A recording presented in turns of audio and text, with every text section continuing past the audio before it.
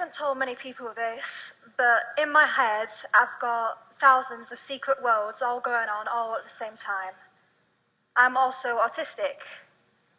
People tend to diagnose autism with really specific checkbox descriptions, but in reality, there's a whole variation as to what we're like. For instance, my little brother, he's very severely autistic.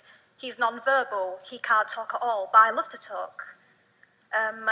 People often associate autism with liking maths and science and nothing else, but I know so many autistic people who love being creative.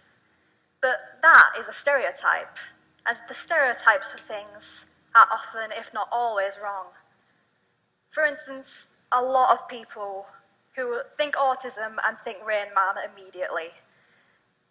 That's the common belief that every single autistic person is Dustin Hoffman, and that's not true. But that's not just with autistic people either. I've seen it with LGBTQ people, with women, with POC people. People are so afraid of variety that they try and fit everything into a tiny little box with really specific labels. Like, this is something that actually happened to me in real life. I Googled autistic people are, and it like comes up with suggestions as to what you're going to type. I Googled autistic people are, and the top result was demons. That is the first thing that people think when they think autism. They know.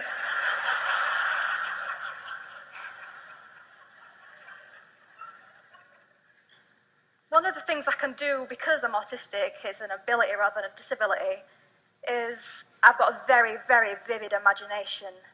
Like, let me explain it to you a bit. It's like I'm walking in two worlds most of the time. There's the real world, the world that we all share, and there's the world in my mind. And the world in my mind is often so much more real than the real world. Like, it's very easy for me to let my mind loose because I don't try and fit myself into a tiny little box. That's one of the best things about being autistic. You don't have the urge to do that. You find what you want to do, you find a way to do it, and you get on with it.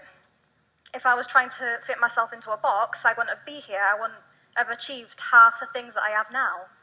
There are problems, though. There are problems with being autistic, and there are problems with having too much imagination. Like, school can be a problem in general, but having also to explain to a teacher on a daily basis that their lesson is inexplicably dull, and you are secretly taking refuge in a world inside your head in which you are not in that lesson, that adds to your list of problems. Also, when my imagination takes hold, my body takes on a life of its own. When something very exciting happens in my inner world, I've just got to run, I've got to rock backwards and forwards, or sometimes scream. Like this gives me so much energy, and I've got to have an outlet for all that energy.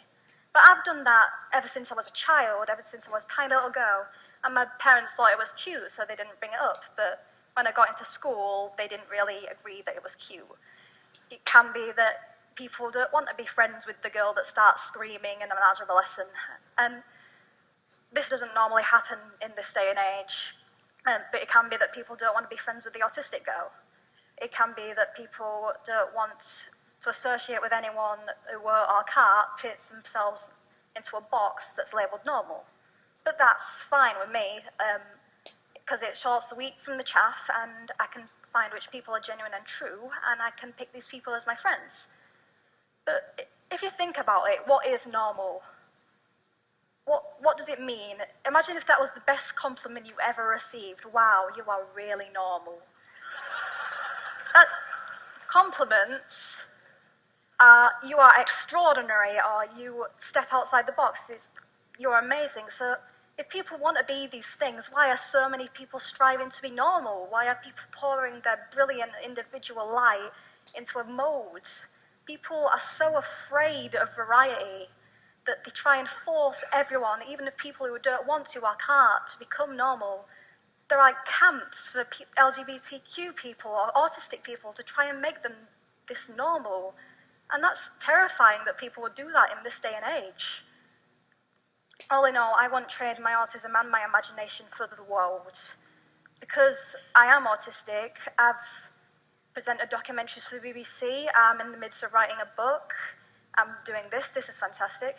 And one of the best things that I've achieved, that I consider to have achieved, is I've found ways of communicating with my little brother and sister, who, as I've said, are non-verbal, they can't speak. And people would often write off someone who's non-verbal, but that's silly because my little brother and sister are the best siblings that you could ever hope for. They're just the best, and I love them so much, and I care about them more than anything else. I'm going to leave you with one question.